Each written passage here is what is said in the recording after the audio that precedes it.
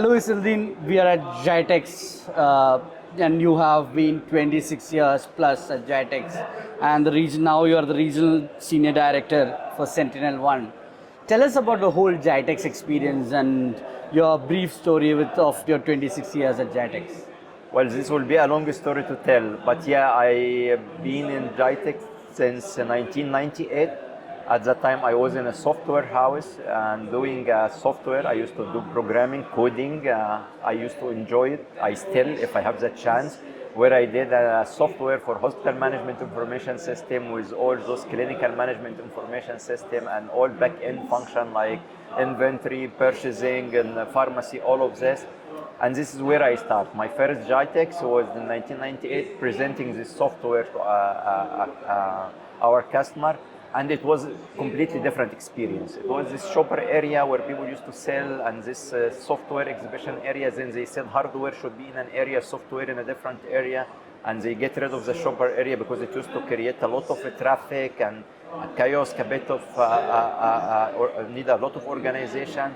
And now it looks like what we have now. Like we are sitting in the cybersecurity valley, so they consolidated all cybersecurity company in this area, so give us a better opportunity to interact with our customer.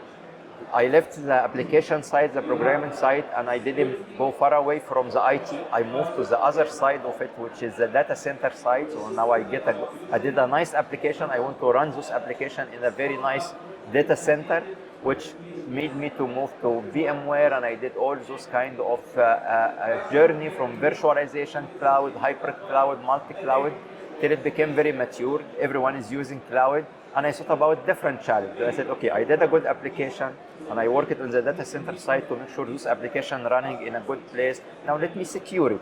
So I moved to the cybersecurity domain, where I fulfill my new passions about how to secure this application running on this cloud environment. So from a data center man to a cybersecurity man.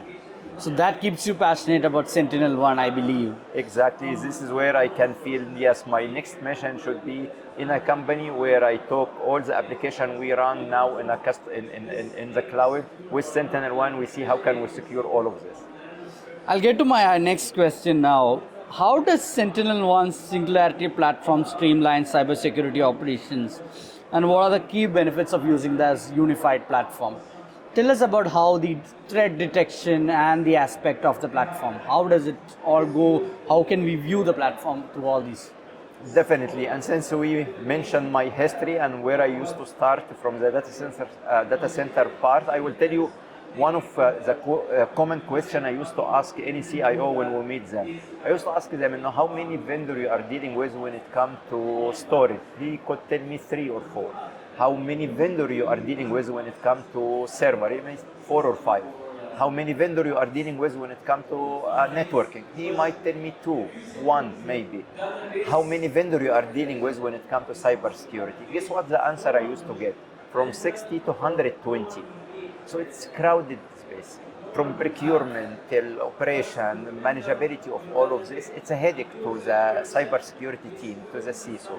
And what we did in SentinelOne, and this is the mission we are having and the vision we are trying to get to with our customers, is to having one platform. Consolidation is the new trend now in the cybersecurity domain. If you ask any CISO, what is your main complaint now, what is your main goal, and you are trying to achieve, he will tell you consolidation. I want to downsize this 120 vendor I'm dealing with or cybersecurity software I'm having to maybe 5, 10, but not that much.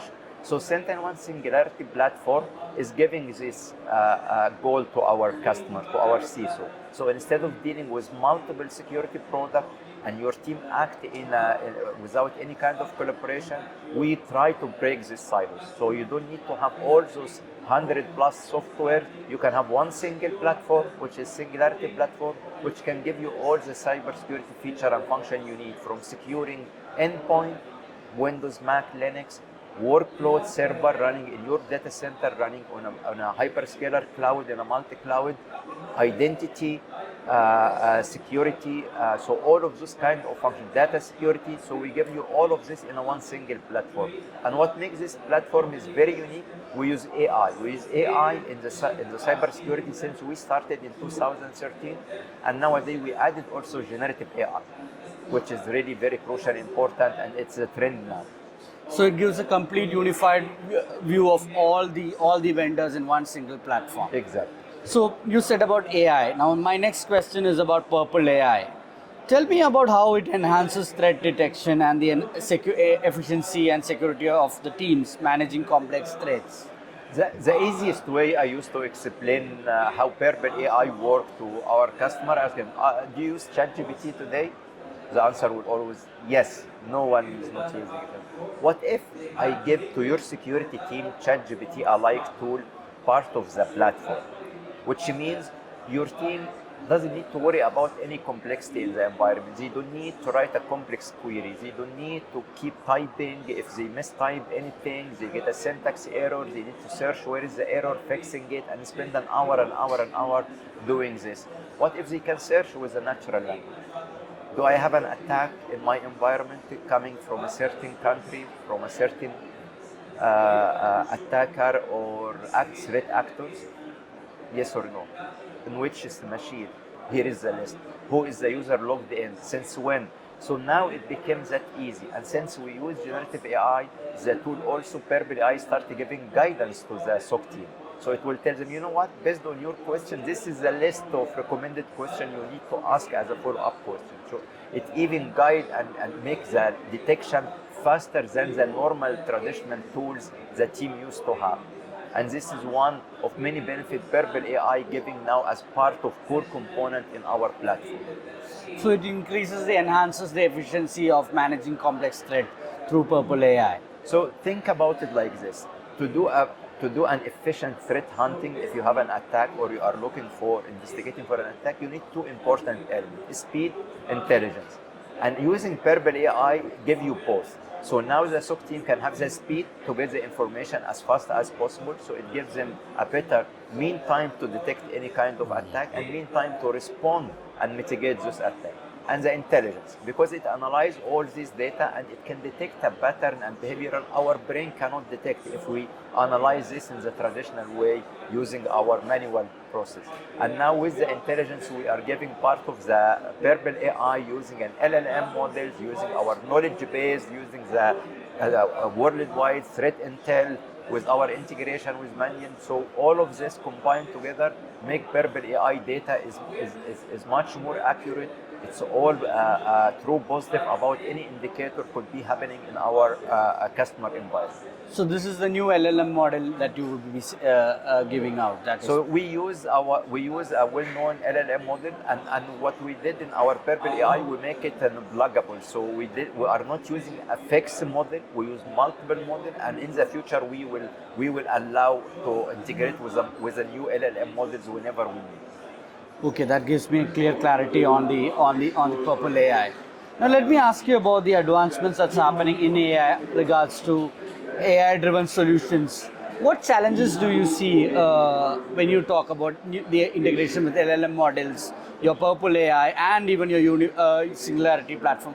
What challenges have you met when you are going with these products in the market?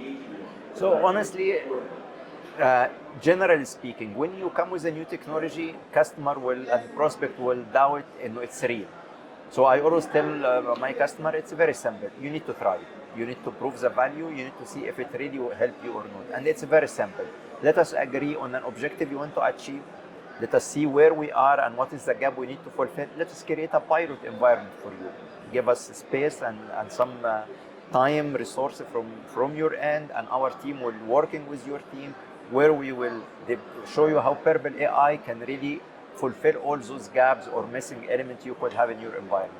And after they test it and after they use it, they all back and confirm this is really the right tool we are needed now. And what we focus with our customer is showing them the ROIs they could have from using Purple AI. So it's not like something you need to purchase for fun. It really have a huge impact in return of investment to our customer.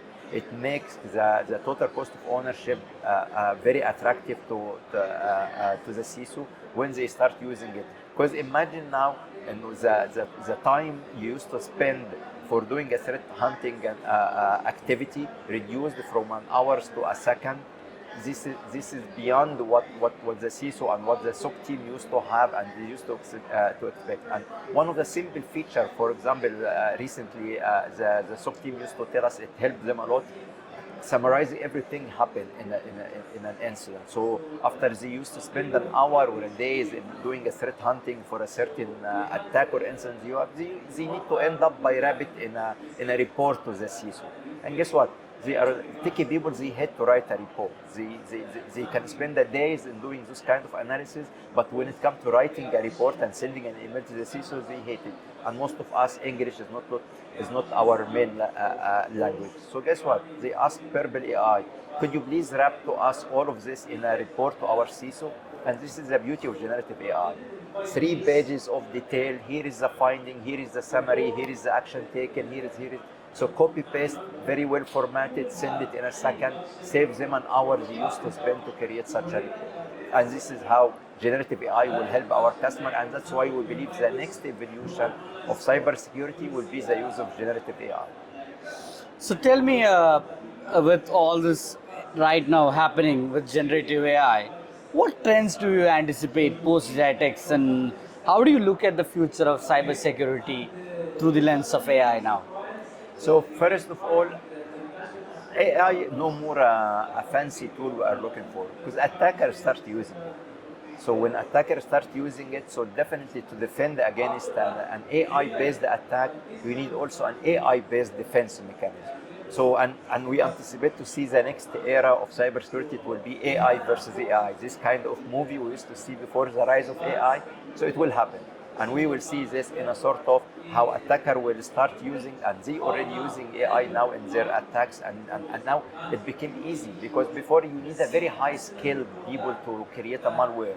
Now anyone can go and use an AI tool to create a malware. And those guys, they need only one single chance to breach your environment.